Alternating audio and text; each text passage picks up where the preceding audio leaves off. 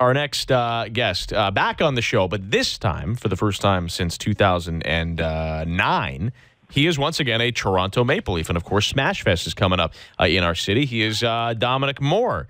You were supposed to give us the scoop on this. I know this is Lou Lamoriello's world, but, yeah, we were supposed to break the Dominic Moore Toronto Maple Leaf signing. We didn't get to do that, but congratulations. Thanks, guys. Thanks for having me on. So how are you feeling about joining this team for a second time? Can you tell us what went into the deal? Was it a no-brainer for you to join this Leafs club? Oh yeah, I mean, for me, definitely the excitement is hard to describe. I think you go through free agency and you want to find a place that's the right fit for a variety of reasons, and obviously. The Toronto, coming back to Toronto where I'm from, but more importantly, to it, I think has an amazing chance to do some great things, some special things this coming year. I mean, I think with the talent and skill level and what the coaching staff has done with this team the last couple of years, and the management kind of making Toronto this exciting team that has a lot of potential, and to be able to join that group for me is an exciting opportunity. We were looking back. So when you played here, 07 to 09, and the teams were not great, but there's something to be said for personal success and fond memories. In 08-09, you had 41 points in 63 games. Now that's by far a career season in terms of points per game and offense for you. I know it was a long time ago, but that must be somewhat fresh, having that much success in a city. Oh yeah, I mean, I think for sure. I mean, having playing for the team that you grew up rooting for, and I think there's a passion there that I think can come through in your play, and I think that's definitely something that's not lost on me. I think it's an important part of the decision making process. You want to bring that passion to your game, and it obviously comes a little bit more naturally when you put on the blue and white. So you've been in the playoffs 7 consecutive seasons, ever since 09-10 with Montreal. In that time, you've seen the Leafs kind of go through some dark times. What has changed in your opinion? So you've played against them every year, and last year you're in Boston. When you come to the ACC, do you feel something different? When did that tide officially turn for you? Well, as you said, it's been a number of years since I was a part of this organization, and not to put any negative spin on the way it was before, but coming in and meeting with Lou Lamoriello and Brendan Shanahan, and for me it's night and day the difference in the organization. It starts obviously at the top, and everything falls into place with the people that make the organization run. And obviously that's a huge part of the excitement of me joining this organization is the people that create the working environment there, the coaches, and I think that everything on a daily basis comes down to the attitude that starts at the top, and I think that's, for me, an exciting thing to be joining. Yeah, so you decide to come home. You're in a unique circumstance, Dom. You're 36 years old, and you're going to play a veteran role on this very young team. But we're always trying to analyze what the feeling is around the greater National Hockey League. Steven Stamkos, huge discussion last offseason about whether he would want to play in the media hotbed that is Toronto for this Maple Leafs team. And our belief, and I guess it's been validated by the lack of Toronto guys that have actually come back to play for this Leafs team, is that it's just too much for most people if they're playing a central role. What is your opinion on hometown guys playing for this Leafs team? Well, it's always a question, of course, as you guys are saying, and to me it comes down to personalities. There's certain personalities that would thrive in the environment, and there's certain personalities that don't. And, I've played with players over the course of the year, and you could kind of get a sense of whether they would or wouldn't kind of embrace that kind of opportunity. For me, personally, growing up rooting for the Leafs and rooting for Doug Gilmour and, watching those special playoff runs, I think, the thought of being a part of, wearing the blue and white in the playoffs and going through that as a player is kind of like living a dream come true. So, to me, that's more what I would think about, but I think everyone's different.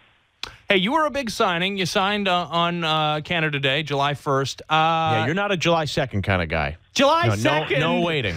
They went and signed Patrick Marleau. And no offense, Dom, but yeah, you kind of slid to the second page of the sports section. What were your feelings? For some of us. For some of us. Not all of us. Yeah. What did you make of that signing?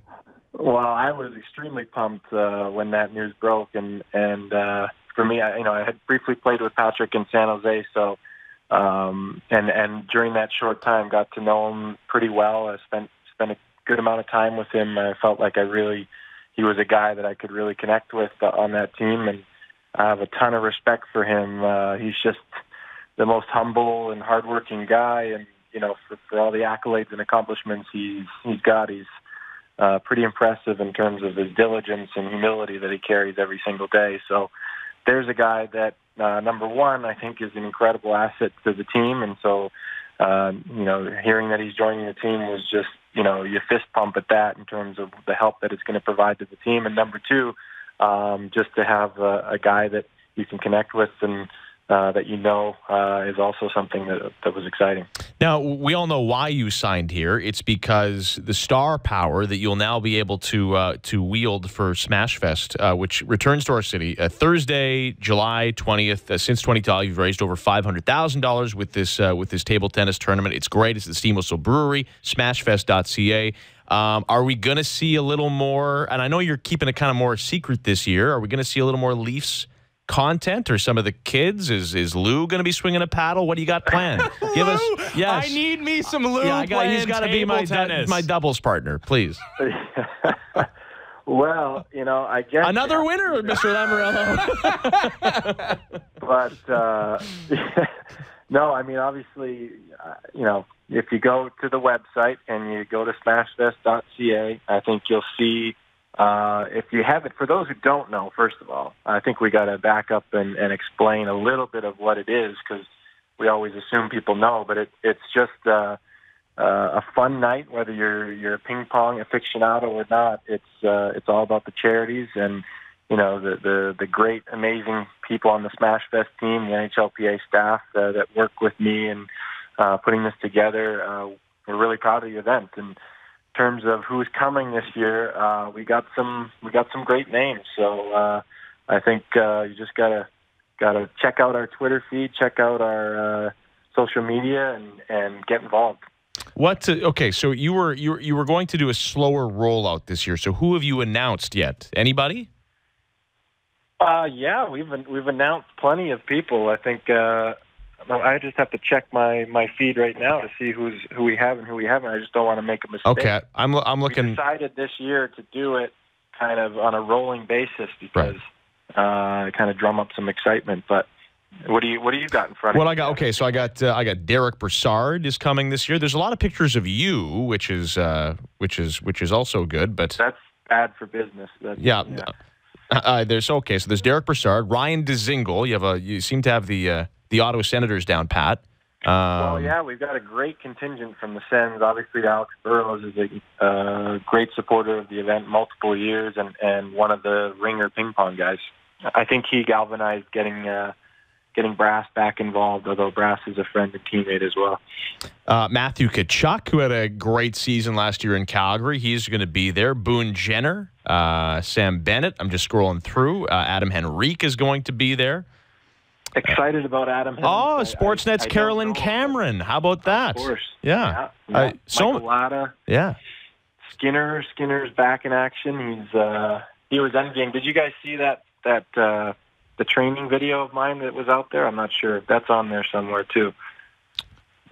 I've not yet. I'm sure. So Connor Carrick, I see from the Toronto Maple Leafs, is going to be there. Antoine Roussel, he's also good, right? He's pretty darn solid. I wouldn't put him in the league of Burrows and Eves yet. Yeah. Though. You can tell a guy's good when he doesn't call it ping pong. He calls it table tennis and gets offended if you do call it ping pong. That's very true. Well, we have guys that, like Aaron Ekblad came last year, and I think he thought he was, a pretty good player. And first of all, a great guy, and really appreciated his support of the event. But when he got there, he got great guy. I really appreciated. Yeah. when he got there and saw the guys with their own custom paddle and carrying case, I think he knew he was a bit out of his league. Yeah. Well, it's not like golf though. I think if even if you've never played it, you could probably return a table tennis ball if you're a professional athlete. But what do I know? Nothing. Have you been in contact with many of these Leafs players this offseason? Austin Matthews, some of the younger guys. Have you had a chance to chat any of them up? Yeah, actually, Austin was great, nice enough to give a call and welcome me to the team, and I thought that was an incredibly nice thing to do, to reach out like that. And I think it's not lost on him that even at his young age, he's a leader of the group, and it was great to connect with him. And I told him looking forward to getting going. So I've heard from a bunch of the guys, just reached out over text, but I really appreciate that and can't wait to meet them all and get going. Have you been following his Instagram feed and the fashion choices? I mean, he got a huge tiger tattoo on his shoulder, which was a topic of much discussion around these parts. He's been wearing like leopard skin shorts. I mean, he's a young guy. I guess he can get away with that, but I guess that probably did not enter the discussion. We didn't cover that yet, but maybe we will. Although, in the summer, I think guys take the opportunity when they're out of their suits to maybe be a little bit more creative. So I can't fault anybody for that. The kids are into the fidget spinners. He's into one. He's got one. He's walking around with a fidget spinner constantly. That's the whole team. Yeah, they're young team. The game's changing. Dom, have you ever played for a young captain? Who's the youngest captain you remember playing for? Oh, that's a tough question. I was